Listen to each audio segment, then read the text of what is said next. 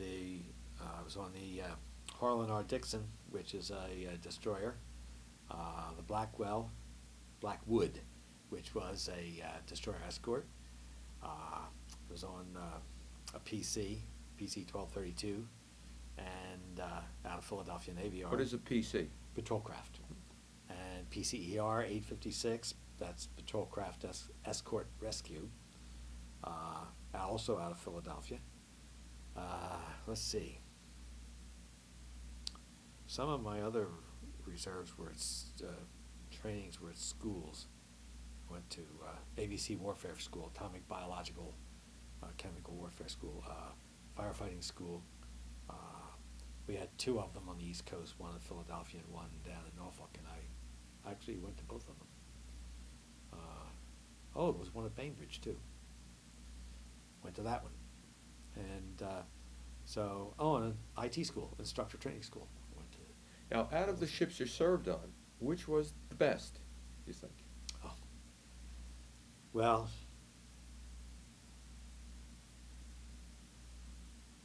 I really absolutely loved both the New Jersey and the Newport News. They were both fantastic. I was too young to really, I think, become as attached to the New Jersey as I am now. But I think that Newport News I was really attached to more because I wasn't just left off to, I was given a full responsibility on the Newport News. And as a reserve, that doesn't often happen. And so I really appreciated that, Was that because I was capable. Aligned all the starboard Yes, guns? yes. Really, you're responsible. I bet the full-time gunner's mates must have been a bit embarrassed over that. A reservist steps in and helps them out. Yeah, it was interesting because, you see, there was a chief, and I was the only first class gunner's mate. The rest were second and on down. And when I came aboard, a unique thing, everybody in the division treated me like I was a regular first class gunner's mate. And well, of course, I always made it my business to know my business. And so it wasn't like when I went aboard, for instance, this ship. They just said, well, you're going to be a MAF 54, and I didn't really have any major responsibility or anything like that. Of course, I was only third class then, too, so I was still learning. What did it take to become a first-class gunner's mate? You go through a series of tests. How much did you just simply have a lot more mechanical knowledge of the guns? Is that what You had to study. You had to take correspondence, Navy office correspondence courses at every rate. And I must say, the Navy correspondence courses were really excellent courses.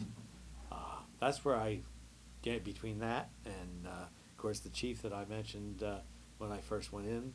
I learned a lot of stuff from him, a lot of stuff from aboard ship. But there's also a technical manual for every weapon that we have. And we were going to do something on the weapon, I'd get out that technical manual, and I somehow have, I have people say to me, show me how to do this. Well, I have a knack of being able to read and follow the diagrams and say, okay, that's how that works. And that's kind of, that's a bit of a thrill. Anything else about your time in the Navy Reserve that you think is important I haven't asked about at this point? Well, as a person, I think I developed a lot of leadership qualities in the Navy Reserve. I was told I was going to be the drill master, or whatever they would call it, drill sergeant in the Army, I guess, for our reserve division.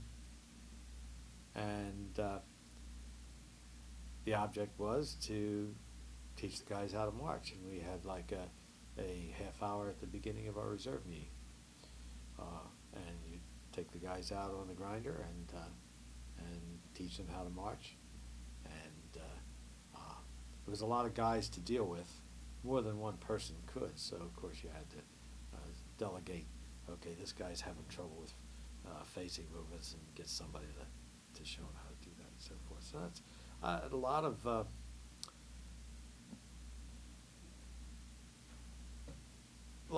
of personal satisfaction, as well as a lot of learning how to handle people, and how to handle yourself.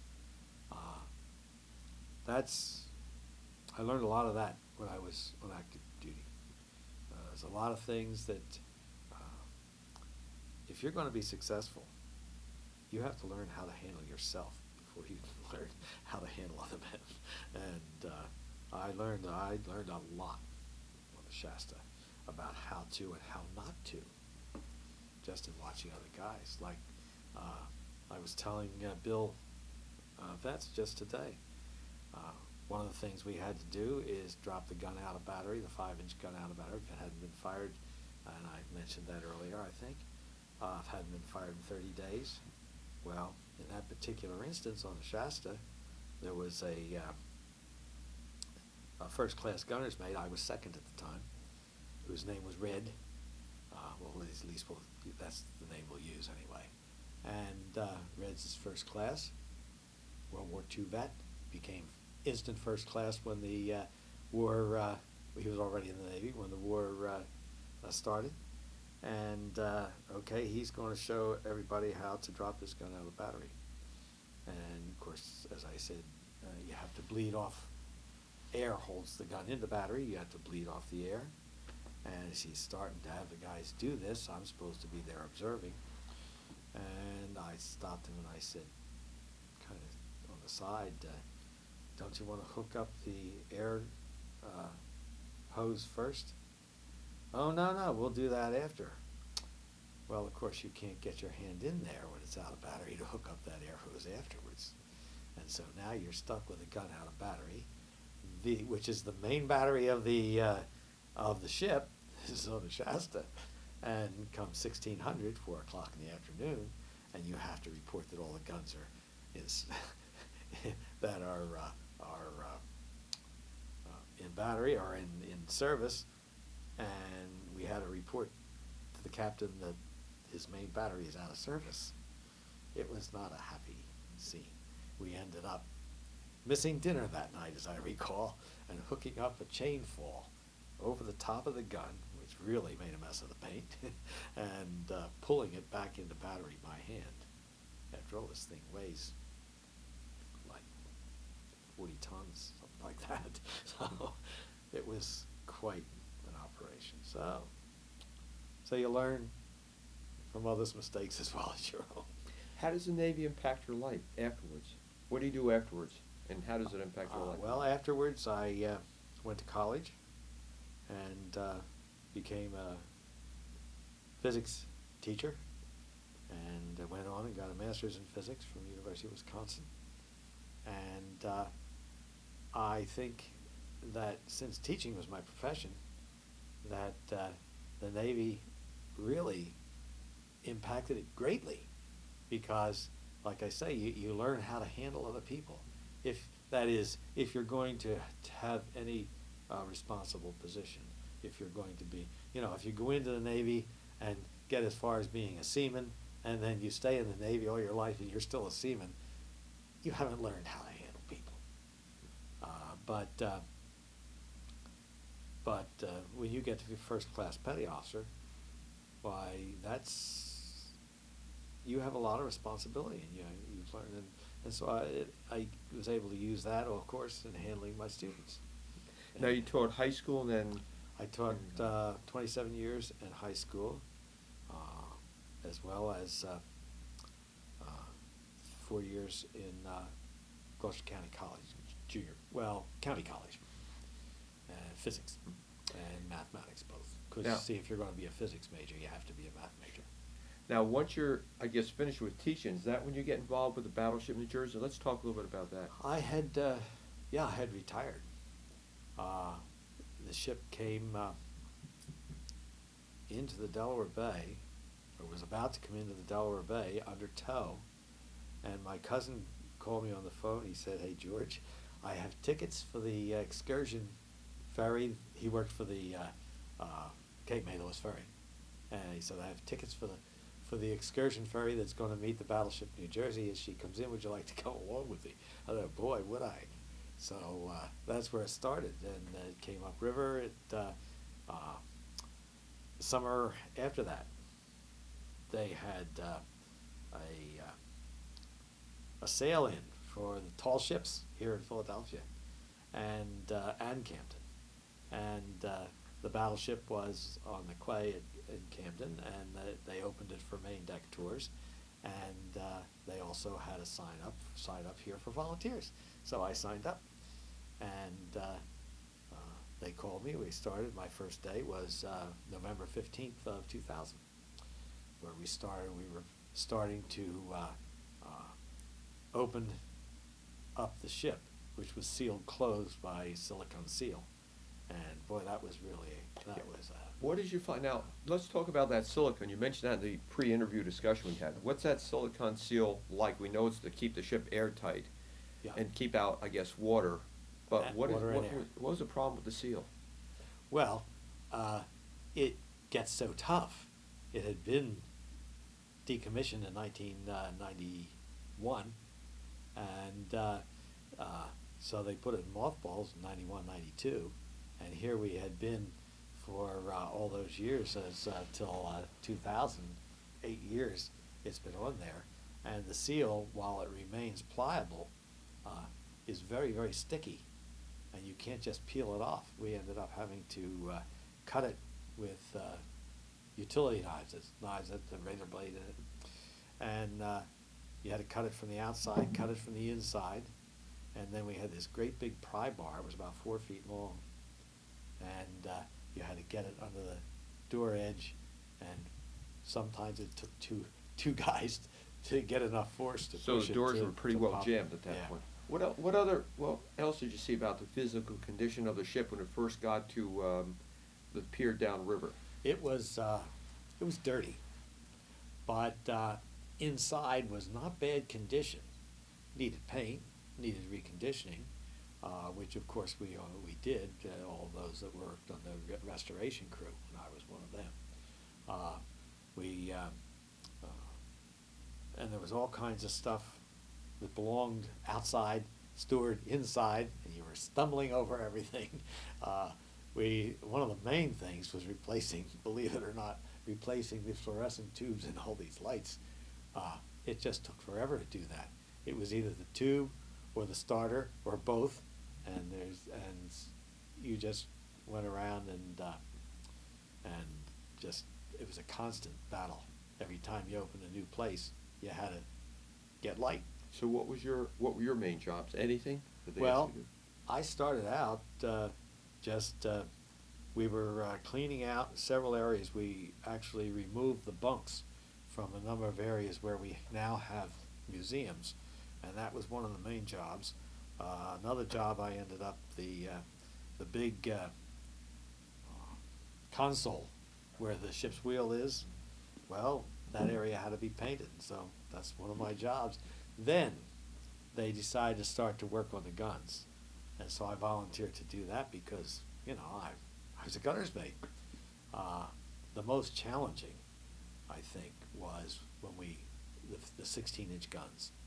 The 16-inch guns had these steel covers over the gun port where the bucklers are. That's those big black canvas with latex impregnated canvas that allow the guns to go up and down.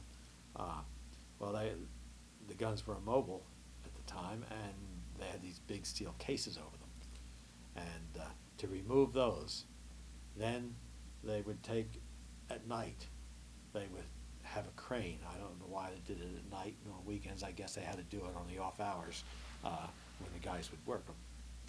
And they would hang them over the end of the barrel, and we would have to drag them back over the barrel and then pull them with 2 chain falls up in place and fasten them in place. You have to understand, one of those weighs over 400 pounds without the steel piping that holds it in place. That's extra. So that was one of the most challenging jobs. And how long have you been a docent now for? Since we opened first tours, really, in October of 2001. And for the historical record, describe docent training for us. Well, docent training is very different now than what it was. At that time, they handed you a book and said, now we have 5 tests, and they're going to be on these sections. And you go through the docent training manual, and when you're ready to take the first test, come down to the ship and we'll schedule you. Okay, so I had the docent manual and I went through it, and you know how you get busy and some things you set aside, and I just never bothered to come down to the ship. And so I got a call from one of the men down here in the training department, and George, are you ready to take any of these tests? I said, oh yeah, I could do that. So I went down to the ship. He said, which test do you want to take? I said, well, I'll take all 5 of them. And he said, well, here's the first one. And so I went, took that afternoon, took all 5 of the tests, and passed, and gave them. And then I had to go around and take one of the training people on a tour, so that he knew what I was talking about, and I passed that. And it's very different. They have a number of classes. They're usually held on Wednesday evenings, I think, and Paul Meissner teaches each of the different subjects, and I don't know how many exams you have now. Are the number of docents today still the same as when you came aboard? It seems like, has there been a fall off in the numbers, or have they been getting new, fresh bodies coming in? We've been getting some fresh bodies, and we have been losing some. We've lost maybe a few due to lack of interest. We've lost a couple of guys who didn't think that they were treated right, or they wanted to do things one way, and somebody above them wanted it done another way, but not very many. We have lost a number because, let's face it, we're all old guys, and we've lost a number through death. But we've gotten quite a few volunteers also. So we're always, in fact, one of the fellows that was in today in our crowd is a very new docent. How would you compare the new to the old? If I can say, it seems like the older docents were the ones who were World War II Korea, 1950s era veterans. Not all the new people are veterans. That's right. Is that correct assessment? I would say yes. Or if they are veterans, it may not be Navy vets. But I have to say this: the training to be a docent is really excellent, and these guys know their stuff. We had one boy. He was a boy. He was high school. He was a high school junior. He was going to Holy Cross High School over in Cinnaminson area, and he came down and he studied and so forth and went out on tours. And one day he was here, and we really needed docents that day. We were very short. We weren't short of docents. What happened was we had a lot of people, and so I called up the quarterdeck to the officer of the deck, and I said, "Listen, can I take this guy out on his trial tour so we can use him?" He said, "Go ahead and do it." The kid was great. Well, he's not only still a volunteer docent, but he is also works as a watch officer on weekends when he's home from college, and he does very well. He's in NROTC, and he's going to Catholic University down in fact, should graduate. I think he graduated last year. Interesting. Just a little side issue. One of my former interns from Kane University, Jason Mazarek, he loved the ship so much as an intern. He came back, went through docent training with Jason Hall, the curator. They went through it together, and now he's going back to graduate school at this point for museum studies. He got really hooked on museums That's at great. Seton Hall. And He did his tours and so on like that. He helped me do a lot of the oral history in there and so on. But that's what happens. These people get hooked on it and they find a career pattern they can go into. Jason originally wanted to go into the Navy as an officer, but then he had a motorcycle accident, destroyed his left leg. He gets around, but he has a limp at age 25 or 24. But as a result, he wants to go into museum work, and he's Yeah, I worked met at, him. yeah. Did you knew Jason? Yes, Yeah. a young guy, Mhm. eager as could be. Drove his motorcycle in. Yes, he drove his motorcycle until he crashed it one day with him on it. What do you see? What do you when you give a tour? What do you think is the most important thing that the public should go away from the ship with? When they leave the ship, they'll say, "Aha, this is what I learned." What should it be? Well, probably when it comes to, I say this to practically every group, we get up to look at the missiles, and when I tell them they cost $1 million a piece, and they look at you kind of stunned, freedom isn't free, is my comment to them. I think that's something, especially the young people today, because the young people today haven't been through a real war. I mean, I can remember well, I was born in 1934, and I remember the Second World War very well. I was 11 when it ended. And I remember the way this country pulled together. My family was involved. I had an uncle in the Army, he was on Normandy Beach. I had an uncle who was in the Navy. I had an uncle who was in the First World War in the Army. And I was very, very well aware of what was going on. And I don't think that our young people today really have quite that awareness. And so I think it's very important for them to see what went on before. And so I like to leave my people with an impression of the strength of our armed forces in the United States Navy, and the fact that this is something that we really have to do. And it's a patriotism thing. I'm the guy that stands in parades and salutes the flag every time it goes by. You still like that? Good. What are some of the major questions that the people ask you that seem to turn up time after time after time? That's kind of interesting. One of the things I get asked more than anything is how many links of chain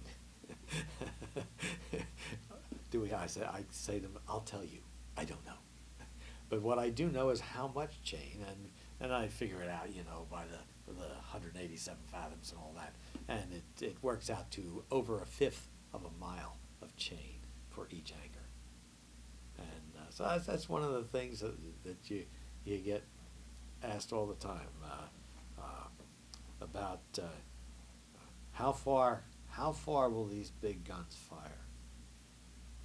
23 miles accurately. That's amazing. Well, what do you do over 23 miles? I tell them and they also ask how much does it cost to fire one? I said, these are really cheap. It's only $5,000 to fire once. And they look at you as though cheap? And I said, well, over 23 miles, what choices do we have? We can fire one of our missiles at $1 million apiece, or we can send a multi-million-dollar airplane that may or may not hit the target and may or may not get back. This is cheap, but freedom isn't free. And that's... It's interesting. Something like 17% of the people today in America have been in the military or have contact with it through a direct family member. So it means 83% have no sense of the military. That's right. And what its role is, what it does, the costs involved. Do you find that to be fairly true, that people come aboard, not necessarily school children, but adults, especially during the summer tours, where they're coming aboard and they really don't have a sense of the military, the culture of it, what goes on in daily life, what its function is? Do you find I that? would say a lot of people do, but I would not say 83%, because a very large number of people that visit the ship are military people. Former military, Former right, military, I can see right. that, sure. But there are a lot of people that come that are just absolutely. They walk around that corner, start down the quay, and they say to me, "I can't believe how big this ship is." And of course, it's low to the water, so it even looks bigger. You don't realize, you see it from Penn's Landing, it looks very small because it's sticking out, way out into the river. And so you're kind of partially head on, same way if you're looking at it from the bridge.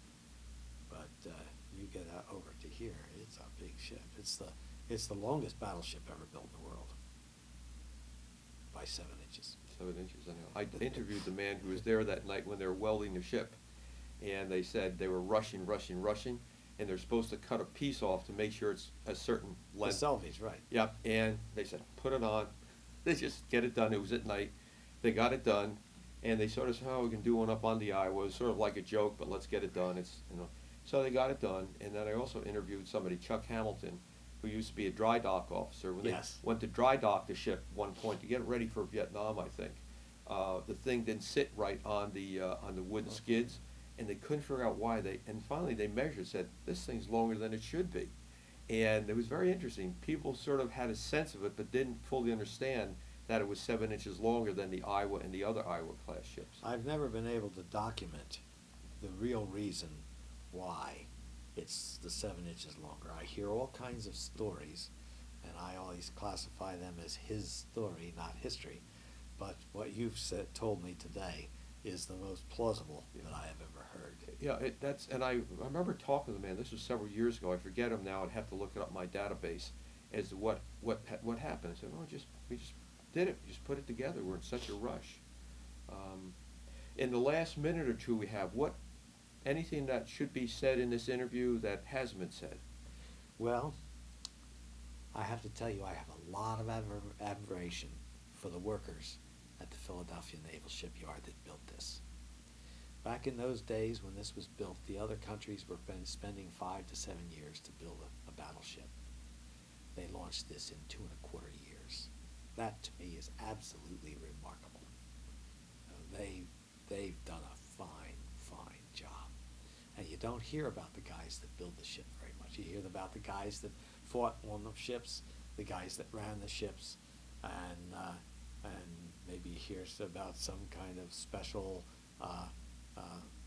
thing, radar or a missile or something like that. But you seldom hear about the guys that built the ship. And man, they really did a job with this. That's true. I've interviewed some of those people, and women too. Oh and yes. Women. Oh yeah. I was Very including high. them because actually, Yeah.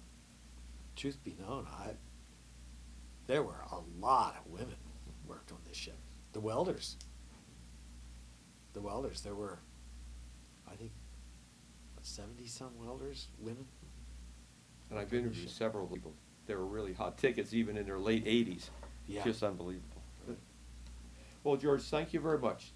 Today I've been interviewing Mr. George MacCulloch of Audubon, New Jersey, who served aboard a number of ships while on reserve duty and active duty in U.S. Navy.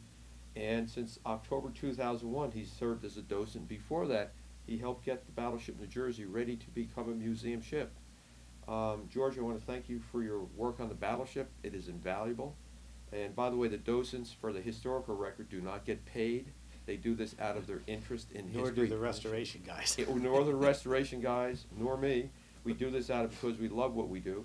And also want to thank you for your service, too, to the country. A lot of people haven't done that. They don't quite understand what it means to have served in the military. So thank you very much, and thanks for the interview today. Thank you.